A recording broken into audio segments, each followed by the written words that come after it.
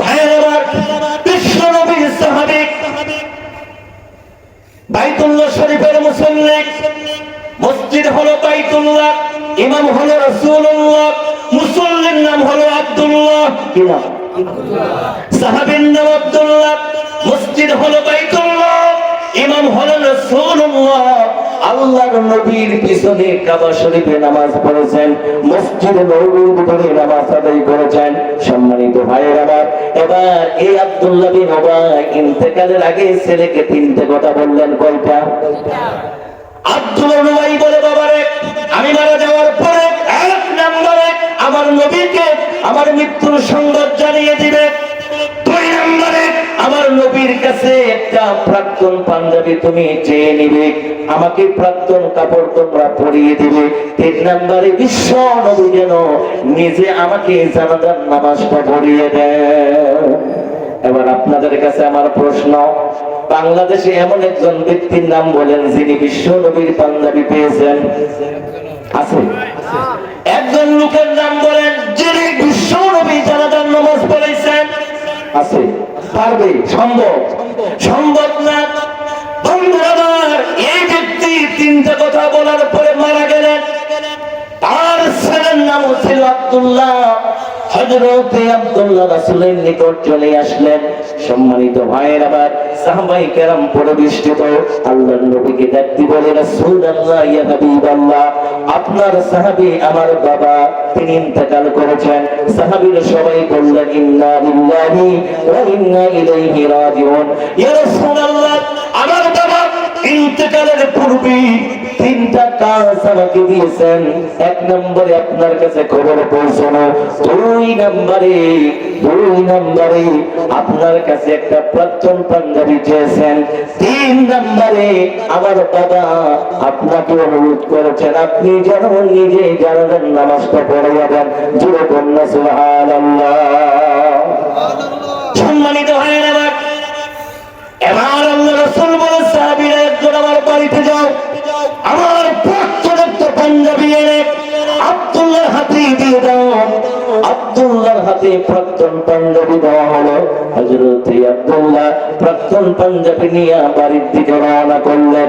দৌড়াইতে বাড়িতে চলে গেলেন, বাবাকে গোসল দিলেন, প্রাক্তন পাঞ্জাবিটা পরিয়ে দিলেন। এবার আল্লাহর নবী সাহাবায়ে কেরাম পরিবেষ্টিত।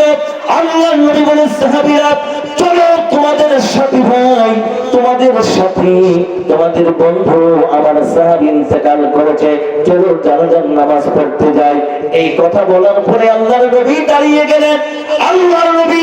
গেলেন। হযরত ওমর ইবনে খাত্তাব বিশ্ব নবীর পাঞ্জাবির আস্তানি, পাঞ্জাবির কোনা টেনে ধরেছেন। জোরে জোরে কন্যা সুবহানাল্লাহ। হযরত ওমর কি টেনে ধরেছেন? কথা বলেন, কি টেনে ধরেছেন? ভাই আমার, একটু বিবেক খাটান, একটু বিবেক খাটান। হযরত ওমর রাসূলের পাঞ্জাবি টেনে ধরলেন। আল্লাহ রাসূল বলে, ওমর আমার পাঞ্জাবি টেনে ধরলে কেন? বাট ভাই, কেন পাঞ্জাবি টেনে ধরলে? ওমর বলে, রাসূলুল্লাহ ইয়া হাবিবাল্লাহ, এই জানাজার নামাজে আমি আপনাকে যেতে দেব না, এই জন্য পাঞ্জাবি টেনে ধরেছি। চিৎকার দিয়ে কন্যা সুবহানাল্লাহ। আচ্ছা বলেন তো ভাই, রাসূলের পাঞ্জাবি টেনে ধরা বেয়াদবি না? বেয়াদবি কিনা? তাহলে ওমর কি বেয়াদবি করলেন? এই কথা কি বলা যাবে? ওমর তো আপনার মতো আমার মতো মূর্খ না। তাহলে হযরত ওমর বিশ্ব নবীর পাঞ্জাবি টেনে ধরলেন। বাহ্যিক দৃষ্টিতে এটা অপরাধ, কিন্তু আল্লাহ রাসূল বললেন, ওমর আমার পাঞ্জাবি টেনে ধরলে কেন?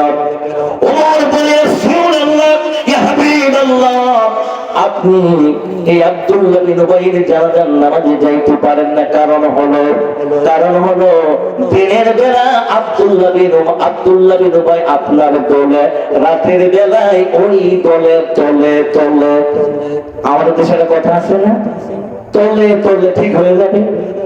কথা বলেন, ঠিক না? তলে কি হবে? ঠিক হয়ে যাবে।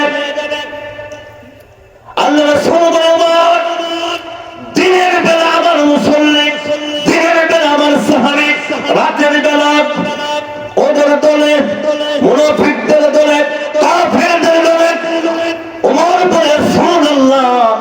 আপনার পিছনে নামাজ পড়া সত্য, আপনাকে নমুদানে সত্য, কিন্তু এই ব্যক্তি তার আসল নেতা হলো কাফির মুশরিকেরা।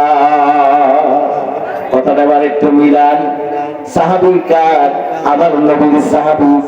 সম্মানিত ভাই আমার, আল্লাহ রাসূল বলেন, আমাকে এখন পর্যন্ত আব্দুল্লাহ বিন উবাই যদি মুনাফিকি করে থাকে, তাহলে আল্লাহ পাক এখন পর্যন্ত আমাকে নোটিশ নাযিল করে নাই।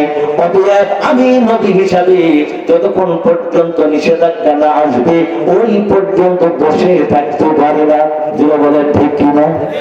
আল্লাহ রাসূল বলে, ওমর পাঞ্জাবি ছেড়ে দাও। হযরত ওমর পাঞ্জাবি ছেড়ে দিলেন। বিশ্বনবী আব্দুল্লাহ বিন উবাইয়ের বাড়িতে চলে গেলেন, নিজের জানাজার নামাজ পড়লেন। তাফসীর কারকরা বলেছেন, ফকিহবিদরা বলেছেন, শুধু জানাজার নামাজ পড়ার নাই, বিশ্বনবীর মুখের লালা মানে থুতু হযরত আব্দুল্লাহ বিন উবাইয়ের ওই থুতুর মধ্যে বরকতের জন্য লাগিয়েছিলেন। এবার খুব ভালো করে শোনেন, আব্দুল্লাহ বিন উবাইকে কবরের ভিতরে রাখা হলো, মাটি দেওয়া হলো। আল্লাহ রাসূল বলেন, রব্বুল আলামিন আমার সাহাবী আব্দুল্লাহ বিন উবাইকে তুমি ক্ষমা করে দাও।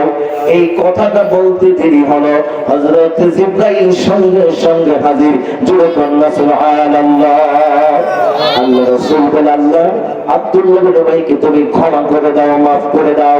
আল্লাহ পাক বলেন, ইস্তাগফির লাহুম আও লা তাস্তাগফির লাহুম ইন তাস্তাগফির লাহুম ৭০ মাররাতান ফালান ইয়াগফিরাল্লাহু লাহুম।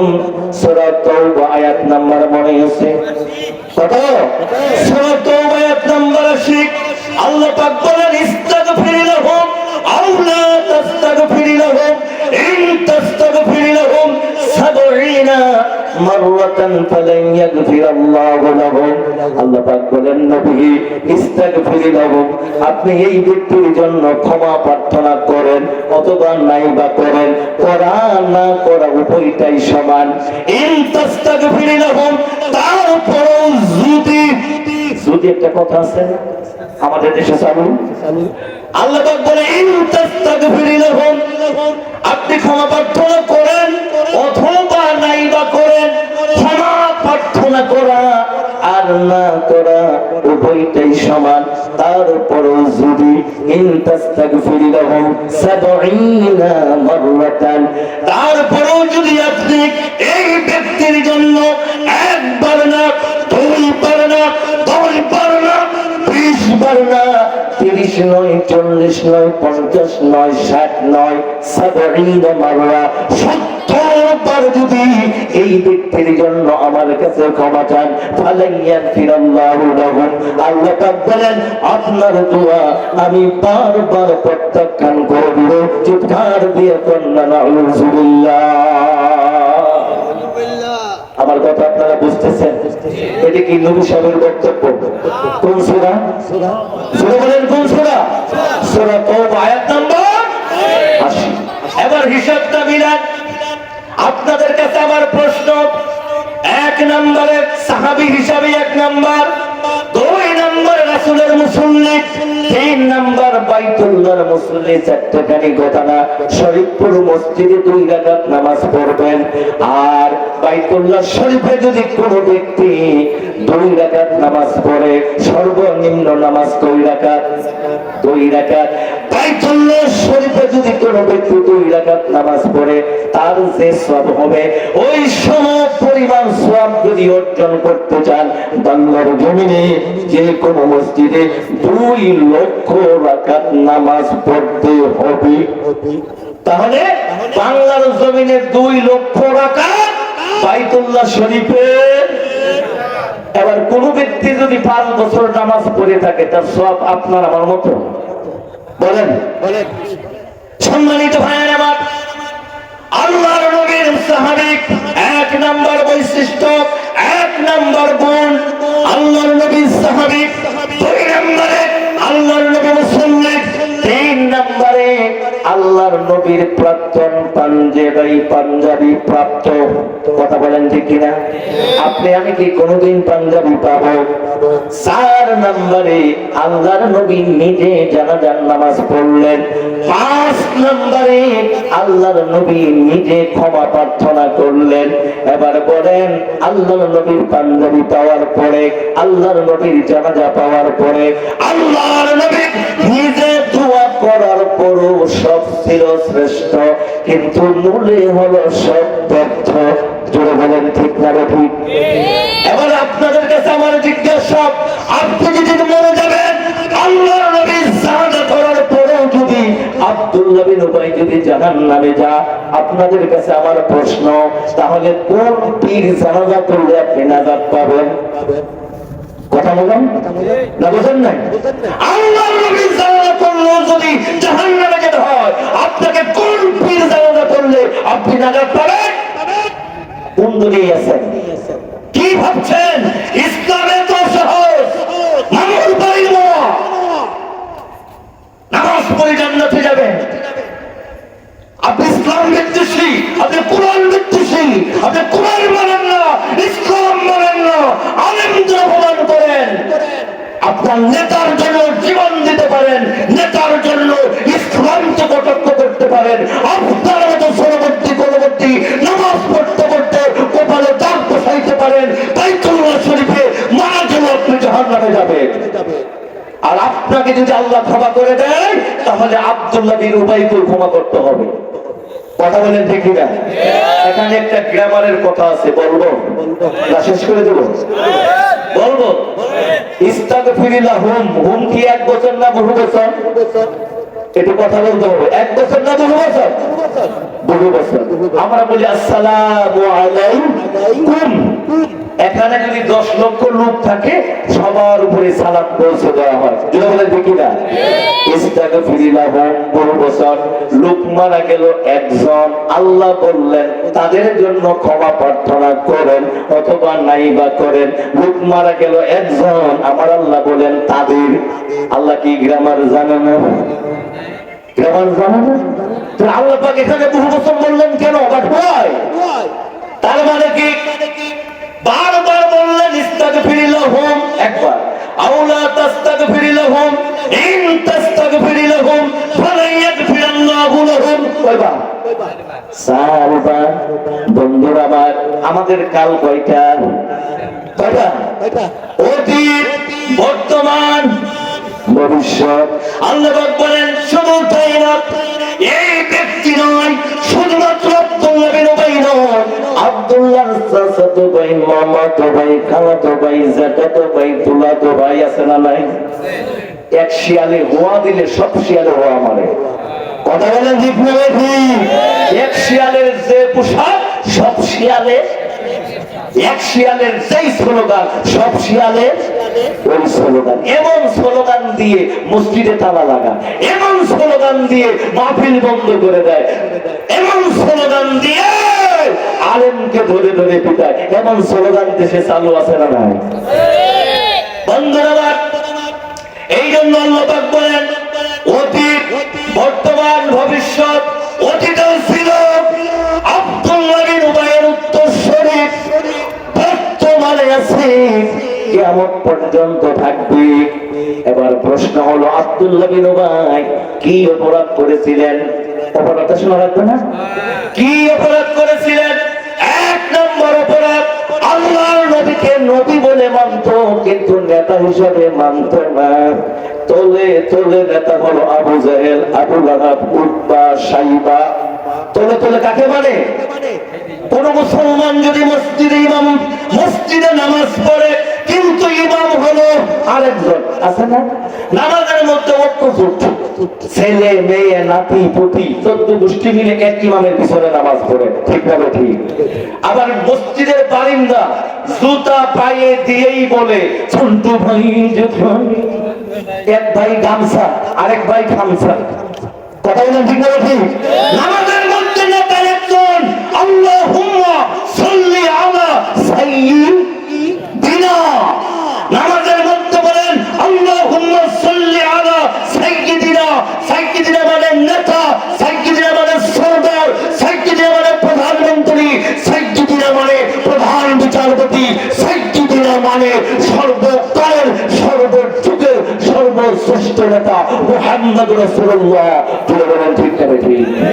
তাহলে নামাজের মধ্যে নেতাকে মানেন, নবীকে নেতা মানেন, নামাজ থেকে বাড়বে নেতা আপনার বিভিন্ন জন। নামাজের মধ্যে নেতা একজন, এরপরে নামাজের মধ্যে বলেন আল্লাহুম্মা বারিক আলা মুহাম্মদ ওয়া আলা আলি মুহাম্মদ কামা বারাকতা আলা ইব্রাহিম। নামাজের মধ্যে বলেন আমার জাতির পিতা ইব্রাহিম। নামাজের মধ্যে বলেন, ফরজ নামাজে বলেন আমার জাতির পিতা ইব্রাহিম। সুন্নাত নামাজে বলেন ইব্রাহিম। নফল পড়লে বলেন ইব্রাহিম। সাহাদার নামাজে ইব্রাহিম।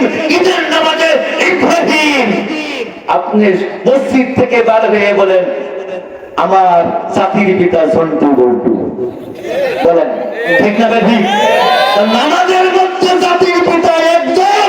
নামাজ থেকে বার হয়ে আপনি ইচ্ছা মতো জাতির পিতা বানাইতে পারেন না।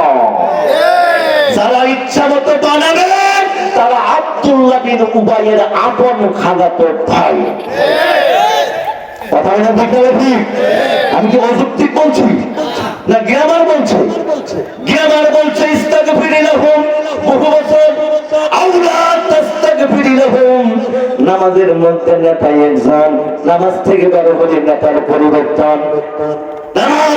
নামাজের ভিতরে ইব্রাহিম আল্লাহ পাক বলেন মিল্লাতা আবিকুম ইব্রাহিম হুয়া সাম্মাকুমুল মুসলিমিন। আল্লাহ পাক বলেন তোমাদের জাতির পিতা ইব্রাহিম। চিৎকার দিয়ে বলেন আল্লাহু আকবার। আপনার আমার জাতির পিতা কে? ভাই আপনারা যদি উঠেন তাহলে তো আমাকে উঠতে হয়, তাহলে সামনে আর অগ্রসর হচ্ছি না। কি বলেন?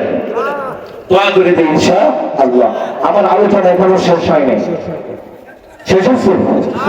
তাহলে এবার আপনারা বলেন, আপনারা কেউ দোয়া দিয়ে উঠবেন, আমি অল্প কিছুক্ষণ কথা বলে শেষ করে দেব। গরিব মানুষের 30 মিনিট আর কতটুকু, ঠিক না?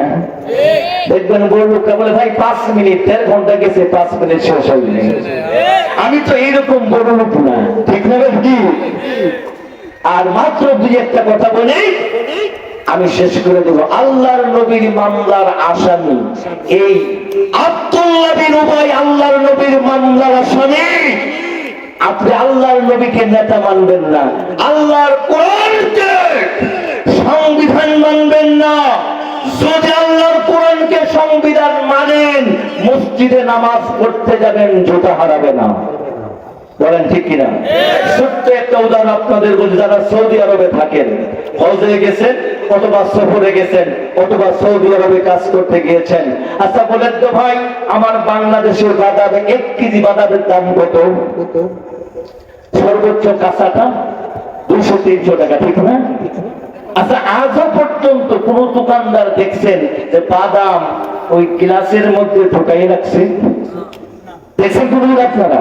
বরং বাদামওয়ালা কান্দে ঝুলাইয়া স্টানে স্টানে, বাস স্টান সিঙ্গি স্টান, যেখানে গাড়ি থামে বাদামওয়ালা সরষে বাদাম চানাচুর। কি বলেন ঠিক না? এখন আরেকটা কথা বলেন, স্বর্ণের দাম বাদামের চেয়ে কম না বেশি? স্বর্ণ কেউ গলার মধ্যে নিয়ে ঘুরে রাখবেন নাকি রোল কানে ফুল? কেউ বলে? এই স্বর্ণ কিনতে হলে চৌরাস্তায় যাওয়া লাগবে, আর চৌরাস্তায় অনুপম মার্কেটের কুশের তলায় গ্লাস দিয়ে ঘেরাও করা। যেই জিনিসটার দাম বেশি তাকে যত্ন করে রাখতে হয়, নিরাপত্তা বেশি। জোরে বলেন ঠিক না? সৌদি আরবে স্বর্ণের দোকান খোলা। সৌদি আরবে নামাজের সময় স্বর্ণের দোকান খোলা থাকে, স্বর্ণ হারাই না। আর আমরা এমন নামাজি মসজিদে মাদার জুতা থাকে না।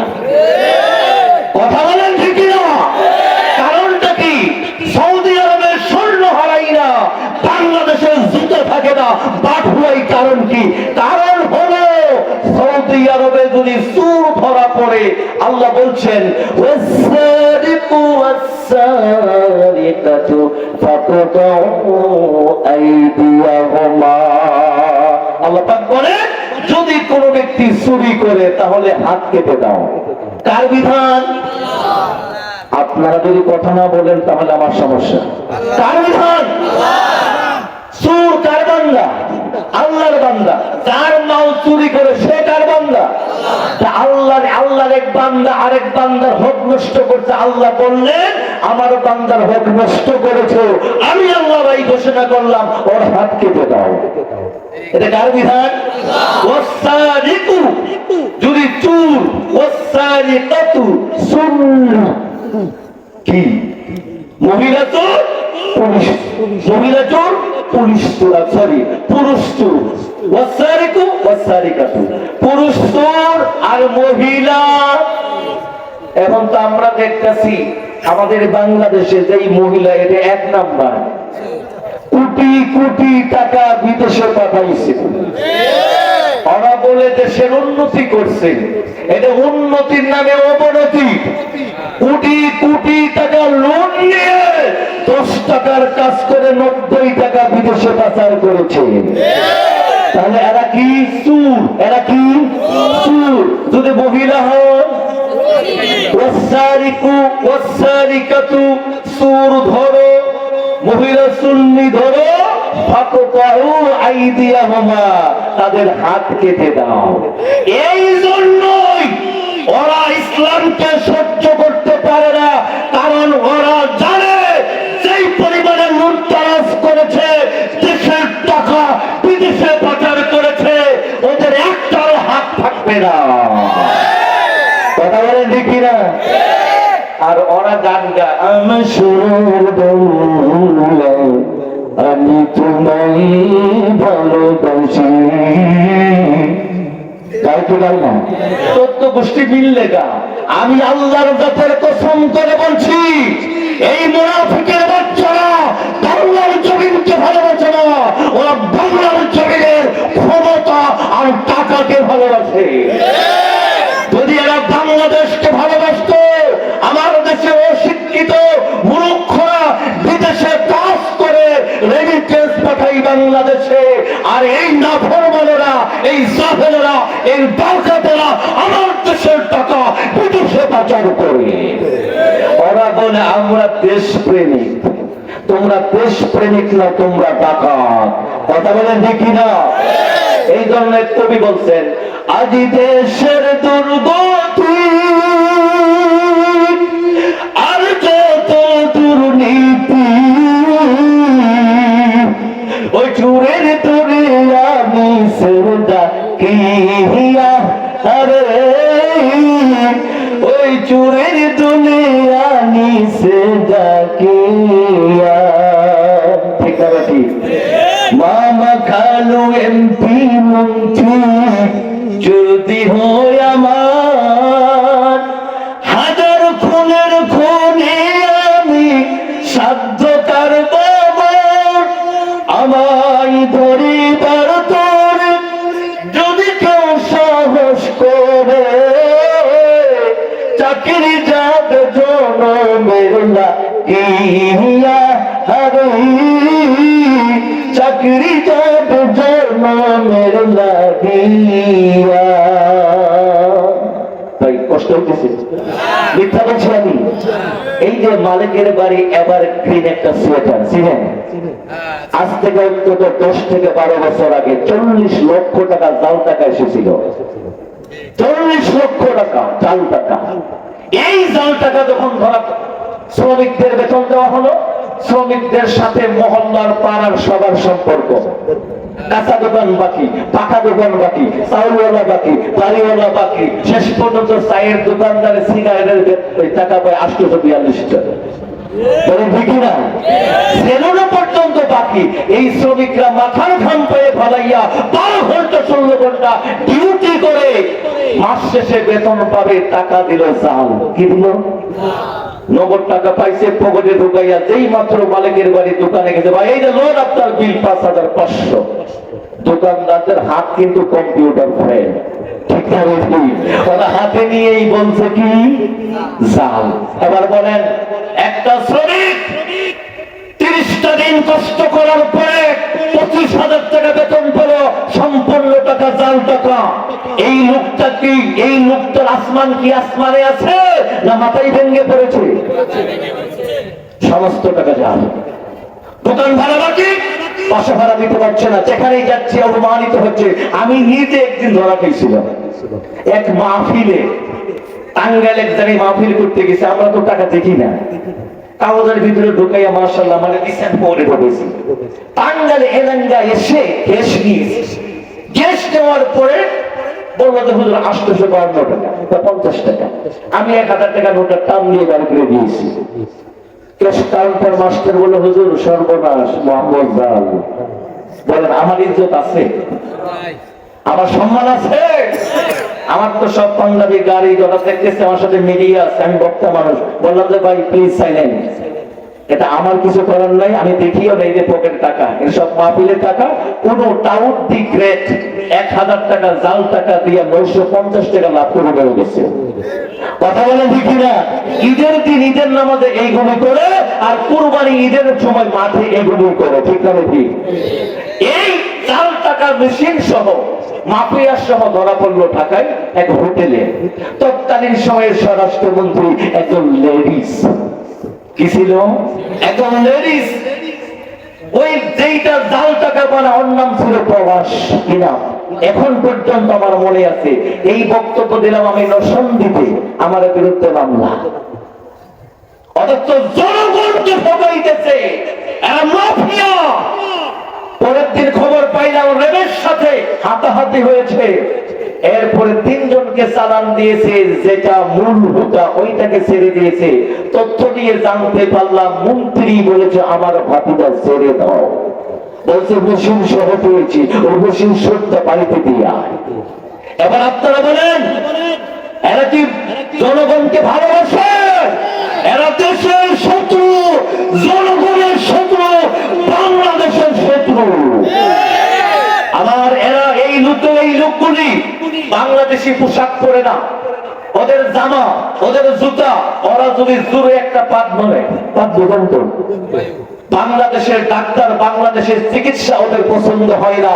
জোরে বায়ু ছাড়লেও ইন্ডিয়া গিয়ে চিকিৎসালয়, লন্ডন গিয়ে চিকিৎসা করে। তার মানে হলো বাংলাদেশের ডাক্তারকে ওরা পছন্দ করে না, বাংলাদেশের পোশাককে পছন্দ করে না, শুধুমাত্র বাংলাদেশের দেশি মুরগিটা পছন্দ করে। কথা বলে দেখি না? আর এরাই বলে আমরা দেশ বিরোধী, তোমরা ডাকাত, তোমরা মাফিয়া। বাংলাদেশকে ভালোবাসে একমাত্র আলেম সমাজ। আলেম সমাজ বাংলাদেশকে ভালোবাসে, নিজের জীবন দিয়ে ভালোবাসে। কিন্তু আমাদের দেশের মানুষকে বক্তৃতা করে ধোঁকা দিয়ে বোকা বানালো না। ওরা দেশের টাকা বিদেশে পাচার করে বলে আমরা বাংলাদেশকে ভালোবাসি। সম্মানিত ভাইয়ের আমার, আমি 2-3 মিনিটের মধ্যে আলোচনা শেষ করব। আছেন তো? আছেন তো? সম্মানিত ভাইয়ের আমার, বিশ্বনবী মুহাম্মদ রাসূলুল্লাহ সাল্লাল্লাহু আলাইহি ওয়াসাল্লাম আপনার বিরুদ্ধে মামলা করে দিলেন। আমি শেষ করে দিচ্ছি, ভালো করে শোনেন। বলেন তো ইংরেজি বর্ণমালা কয়টা? ইংরেজি বর্ণমালা হলো 26টা, এ থেকে জেড। সবাই আমরা পড়ি A B C D Q R S T, তাই তো, তাই না? এরপরে ক খ আছে না, চন্দ্রবিন্দু পর্যন্ত। আর আরবি বর্ণমালা হলো মাত্র 29টা। ও মুরব্বি, আমি তোমাকে বলতে চাই, তোমার রানিং বয়স 30 বছর। 30 বছর বয়সে 29টা বর্ণ শিখতে পারো নাই। তুমি বলেন ঠিক না? 29টা বছর বয়সে আল্লাহর কোরআনের 29টা বর্ণ শিখতে পারেন নাই। এরপরও বলবেন আমরা কোরআনকে অবজ্ঞা করি নাই। এরপরে বলার সাহস আছে? 2 নম্বর উদাহরণ শোনেন। আমাদের দেশে এই যে মাদ্রাসা, এটা কি সরকারের বেতন দেয়? বলেন। Primary school, high school, college, বিশ্ববিদ্যালয়, এখানে পড়ানো হয় স্কোয়ার প্লাস বি স্কোয়ার সমান সমান স্কোয়ার, ঠিক না? ঠিক। এরপরে ইংরেজি পড়ানো হয়, নাউন, প্রোনাউন, অ্যাডজেক্টিভ, ভার্ব, একবার পিজি প্রিপজিশন কনজাংশন ইন্টারজেকশন, তারপরে আরেকটা বানাইছি মাইকেল জ্যাকসন। কথা বলো, এগুলো পড়ানো হয়। আর এই জন্য প্রাইমারি স্কুলের মাস্টার বেতন হলো 25,000 26,000। কথা বলেন ঠিক না? প্রাইমারি স্কুলে সকাল 10টা থেকে বিকাল 4টে পর্যন্ত ক্লাস চলে, বেতন হলো 25,000। একটা নুরানি মাদ্রাসা, হাফিয়া মাদ্রাসায় একটা নুরানি শিক্ষক রাত 4টার সময় উঠাইয়া একজন হাফেজ সাহেব ছাত্রকে আল্লাহর কোরআন শিক্ষা দেয়, বেতন হলো 7,000। কথা বলেন ঠিক কিনা? এখানে আমরা আল্লাহর কোরআনকে অবজ্ঞা করেছি, অবহেলা করেছি। 2 নম্বরে সরকারি টাকায় স্কুল চলে, সরকারি টাকায় কলেজ চলে, সরকারি টাকায় হাই স্কুল চলে, সরকারি টাকায় ভার্সিটি চলে। আল্লাহর কোরআনের মাদ্রাসার জন্য সরকারি কোন বাজেট আছে? তাহলে রাষ্ট্রীয়ভাবে আমরা কোরআনকে অবজ্ঞা করেছি। বলেন ঠিক কিনা? বন্ধুরা, এইভাবে যদি আমি একটা উদাহরণ দিতে থাকি, বলছি ফজর ওয়াক্ত হবে, উদাহরণ শেষ হবে না। তার মানে হলো আমি সংক্ষিপ্ত করে বলছি, আমরা 1 নম্বরে কোরআন পড়ি নাই, 2 নম্বরে বুঝি নাই, 3 নম্বরে কোরআনকে সংবিধান মানি নাই, 4 নম্বরে কোরআন মাফিক জীবন পরিচালনা, সমাজ রাষ্ট্র পরিচালনা করি নাই। এই কারণে কাল কিয়ামতের মাঠে বিশ্ব নবী আপনার বিরুদ্ধে, আমার বিরুদ্ধে আল্লাহর আদালতে মামলা করে দিব। কথাটা বোঝাইতে পারলাম? এখন বাঁচার উপায় কি? এখন বাঁচার উপায় কি? মামলা যখন হয়ে গেল, আল্লাহ পাক বলেন, রায় ঘোষণা করে দিলেন। রায়টা শুনবেন না? আল্লাহ পাক রায় ঘোষণা করে দিলেন। সূরা তোহা, কোন সূরা বলেন তো? সূরা তোহা, আয়াত নাম্বার 124 125। কান খুলে শোনেন। আল্লাহ পাক বলেন, রায় ঘোষণা করে দিলেন, ওমান আরাদা আন যিকরি ফাইন্না লাহু মাঈশাতান দানকা ওয়া নাহশুরুহু ইয়াওমাল কিয়ামাতি আ'মা ওয়া কাদ কুনতু বাসীরা। আল্লাহ পাক বলেন, আন যিকরি, জিকির কোরআনের একটা নাম কি? জিকির। এই জিকির থেকে, কোরআন থেকে যারা মুখ ঘুরিয়ে নিয়েছিল, যেই চোখ দিয়েছিলেন কোরআন দেখার জন্য, যেই ব্রেন দিয়েছিলেন কোরআন পড়ার জন্য, বোঝার জন্য, এই চোখ দিয়ে, এই ব্রেন দিয়ে কোরআন দেখে নাই, বুঝে নাই, পড়ার চেষ্টা করে নাই। আল্লাহ পাক বলেন, যেই চোখ দিয়েছিলাম কোরআন দেখার জন্য, এই চোখ দিয়ে কোরআন দেখো নাই, অতএব আজকে তোমাদেরকে অন্ধ করে দিলাম। কি করে দিলেন? 1 নম্বরে অন্ধ। ভালো করে শোনেন, যারা কোরআন পড়ে নাই, যারা কোরআন বুঝে নাই, কোরআন দিয়ে সমাজ রাষ্ট্র পরিচালনা করে নাই, কোরআনকে যারা সংবিধান মানে নাই, আল্লাহ পাক বলেন, আমি তাদেরকে অন্ধ করে দেব। এইটা নূর সাহেবের বক্তব্য না, আমার আল্লাহর বক্তব্য। ধরে বলেন ঠিক না? ঠিক না? আল্লাহ পাক বলেন, আমি হাসরের ময়দানে এই সমস্ত মানুষগুলোকে অন্ধ করে দেব। এবার অন্ধ হওয়ার পরে আমরা সবাই বলবো, ক্বালা রাব্বি লিমা হাশারতানি আ'মা ওয়া কাদ কুনতু বাসীরা। আয় আল্লাহ, আমরা তো দুনিয়ার জমিনে আমাদের চোখ ছিল, আমরা সব দেখতে পেয়েছি, আজকে আমরা অন্ধ কেন?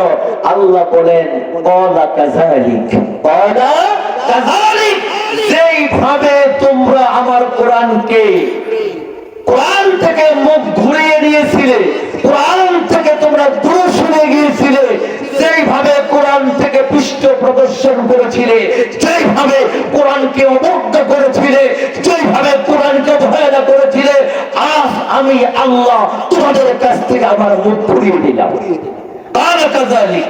যেইভাবে তোমরা করেছিলে, সেইভাবে আমি আল্লাহ পাক প্রতিশোধ নিয়ে নিলাম। এবার বলেন, আল্লাহ মুখ ঘুরিয়ে দিলেন, আপনাদেরকে অন্ধ করে দিলেন, এরপরেও কি গজব পাবেন? বলেন, এটা কি নূর সাহেবের বক্তব্য?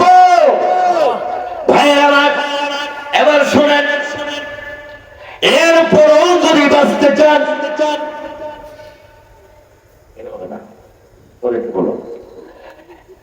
এরপরেও যদি উপায় কি? একটা উপায় আছে, একটা উপায় আছে। যদি বাঁচতে চান, বিশ্বনবী বলেন এরপরও একটা উপায় আছে।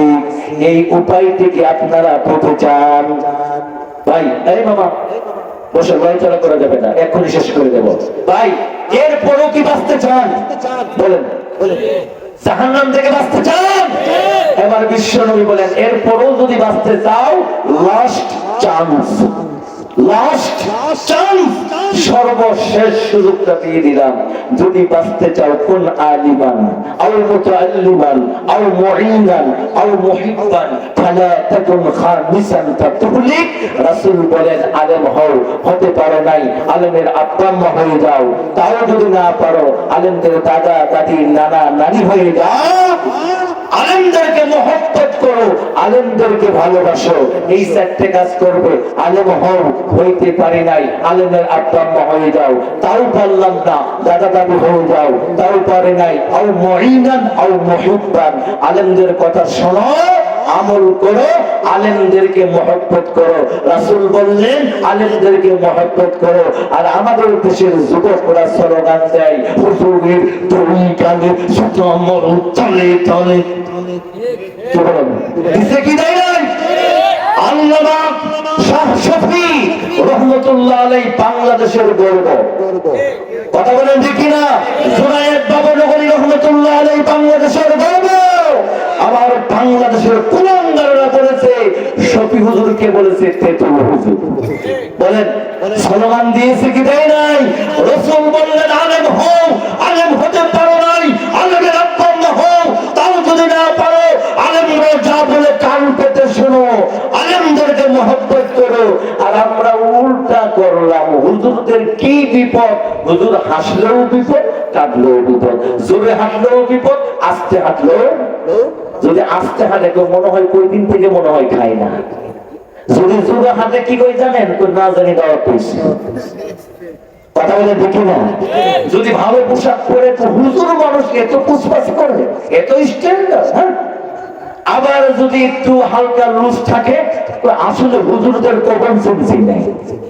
যত দুষ নন্দ দুষ। আহারে হুজুর ভাই কি বিপদে না পড়ছে। ভালো করে শুনুন, শেষ করে দিচ্ছি। কালকে আমাদের মাঠে মনে আছে বিশ্বনবী বলেন এরপরেও যদি বাঁচতে চাও, লাস্ট চান্স। মনে আছে না? বিশ্বনবী বলেন তোমার ছেলে যদি হাফেজ হয়, তোমার ছেলে যদি আলেম হয়, তোমার মেয়ে যদি হাফেজা হয়, তোমার মেয়ে যদি আলেমা হয়, বিশ্বনবী বলেন মান কারাআল কুরআন ফাস্তাযহারাহু ফাহাল্লা হালালাহু ওয়া হারামা হারামাহু ওয়া আদখালাহু আল্লাহুল জান্নাহ ওয়া শাফাআহু ফি আশরাতিন মিন আহলি বাইতিহি কুল্লুহুম কাদ ওয়াজাবাত লাহুম নার। বিশ্বনবী বলেন আপনার ছেলে যদি হাফেজ হয়, আপনার মেয়ে যদি হাফেজা হয়, ভাই আল্লাহর রাস্তায় বসেন, 2 মিনিট শেষ করে দিচ্ছি। আল্লাহর রাস্তায় বসেন। আপনার ছেলে যদি হাফেজ হয়, আপনার মেয়ে যদি হাফেজা হয়, আপনার ছেলে যদি আলেম হয়, আপনার মেয়ে যদি আলেমা হয়, ফাস্তাযহারাহু ফাআহাল্লা হালালাহু ওয়া হারামা হারামাহু ওয়া আদখালাহু আল্লাহুল জান্নাহ। রাসূল বলেন আপনার ছেলে জান্নাতি। বলেন সুবহানাল্লাহ। শুধু আপনার ছেলে জান্নাতে যাবে না, আল্লাহ পাক বলবেন হাবেশ সাহেব জান্নাতে যাও। হাবেশ সাহেব বলবে আল্লাহ কোন জান্নাতটা আমার? আল্লাহ পাক বলবেন ওই যে 6,500 তালা। কয় হাজার তালা? কোরআনের আয়াত যতগুলি তালা হবে ততগুলি। আল্লাহ পাক বলবেন হাবেশ সাহেব সূরা ফাতিহা থেকে শুরু করো, আলহামদুলিল্লাহি রাব্বিল আলামিন 1 তালা, আর রহমানির রহিম 2 তালা, মালিক ইয়াউমিদ্দিন 3 তালা, ইয়্যাকা না'বুদু ওয়া ইয়্যাকা নাস্তাইন 4 তালা। একটা 10 নম্বর আয়াত পড়বে 10 তলায় চলে যাবে, 100 নম্বর আয়াত পড়বে 100 তলায় চলে যাবে, 1000 নম্বর আয়াত পড়বে 1000 তলায় চলে যাবে, 2000 নম্বর আয়াত পড়বে 2000 তলায় উপরে যাবে। এইভাবে একটা আয়াত পড়বে আর হাবেশ সাহেব অটোমেটিক ওই সর্বোচ্চ জান্নাতে ঢুকবে। জোরে কন্না সুবহানাল্লাহ। আর আপনি আমি কি করব? আমি যদি কোনো কারণে যাই, কুল আউযু বিরাব্বিন নাস মালিকিন নাস ইলাহিন নাস মিন শাররিল ওয়াসওয়াসিল খান্নাস। সাদাকাল্লাহুল আযীম। কয় তালা পাইলেন? 3 তালা 2 তালা। কি বলেন ঠিক না? হাফেজ সাহেব পাবে কত? 6,500 তলা বিশিষ্ট জান্নাত।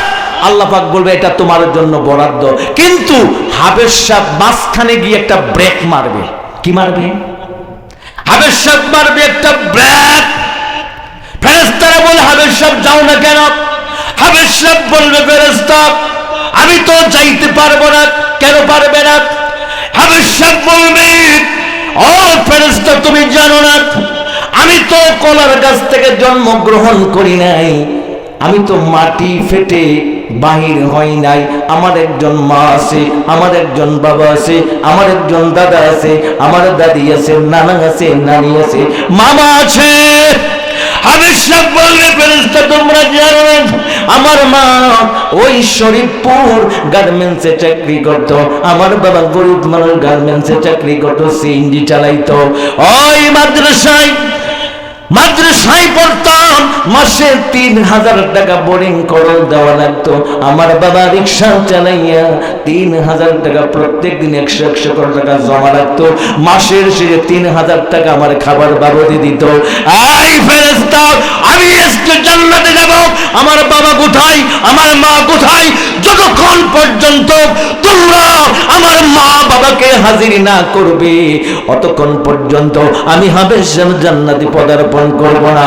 ফেরেশতারা বলে আল্লাহ তোমার বান্দা জান্নাতে যাবে না, হাফেজ সাহেব জান্নাতে যায় না। আল্লাহ বলবেন হাফেজ সাহেব কি যায়? আল্লাহ পাক বলে হাফেজ সাহেব কি চায়? হাফেজ সাহেব কি চায়? ফেরেশতারা বলবে মাকে চাই, বাবাকে চাই, দাদাকে চাই, নানাকে চাই। নূর সাহেবের বক্তব্য না ফি হাসারাতিন মিন আহলি বাইতিহি কুল্লুহুম কাদ ওয়াজাবাত লাহুন নার।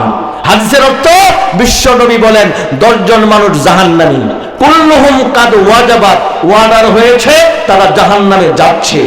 হাফেজ সাহেব বলবে আল্লাহ উনি আমার মা, উনি আমার বাবা, উনি আমার দাদা, উনি আমার নানা, এইভাবে 10 জন মানুষকে জাহান্নামী মানুষকে মুক্ত করে জান্নাতে নিয়ে যাবে। চিৎকার দিয়ে কন্যা সুবহানাল্লাহ। হাসরের মাঠে কি সুপারিশ পেতে চান? তাহলে ছেলে মেয়েদের মাদ্রাসায় দিতে হবে, ঠিক না? বলবেন হুজুর ছেলে মেয়ে বড় হয়ে গেছে, নাতি পুতি থাকলে মাদ্রাসায় দিবেন। বলবেন হুজুর নাতিও নাই পুতিও নাই, তাহলে উপায় কি? তাহলে উপায় হলো 2টা, আও মুঈনান আও মুহিব্বান। আলেমরা যা বলবে কান পেতে শুনবেন, আর আও মুহিব্বান আলেমদেরকে ভালোবাসবেন। পারবেন তো? আলেমদেরকে মহব্বত করতে পারবেন তো? যদি মহব্বত না করেন, আলেমদেরকে যদি ভালো না বাসেন, তাহলে কিন্তু জাহান্নামে যেতে হবে, মনে রাখবেন। এটা নূরী সাহেবের বক্তব্য না, বিশ্ব নবীর বক্তব্য। আল্লাহ রাসূল বলেন যেই উম্মতের মধ্যে 3টা গুণ নাই সে আমার উম্মতি না। সিলেবাস অফ দা আউট, আমি তাকে বাইর করে দেব। 3টা গুণ কি? 1 নাম্বার ছোটকে স্নেহ করতে হবে, বড়কে সম্মান করতে হবে, আলেমদেরকে শ্রদ্ধা করতে হবে। কথা বলে দেখি না? কিন্তু আমাদের দেশে কিছু মানুষ আছে আলেম দেখলেই চুলকা, হুজুর দেখলেই চুলকা, মনে হয় মাথা থেকে পায়ের তলার পর্যন্ত খালি অ্যালার্জি আর অ্যালার্জি। কথা বলেন ঠিকই না? তা আপনাদের অ্যালার্জি নাই আমি এটা বুঝতে পারছি, যদি অ্যালার্জি থাকতো আগেই চলে যাইতেন। আপনারা কোরআনকে ভালোবাসেন, রাসূলকে ভালোবাসেন, মহব্বত করেছিলেন। আমি আপনাদের কাছে একটা অনুরোধ করব, আমি আপনাদের মেহমান, ঠিক না? এই যে লং টাইম কোরআন ও হাদিসের আলোকে যে আলোচনা শোনাইলাম, আপনাদের কি কষ্ট হয়েছে? আলোচনা কি খারাপ লেগেছে? কোরআন হাদিসের বাইরে বলছি, প্রত্যেকটা আয়াত বলে দিয়েছি,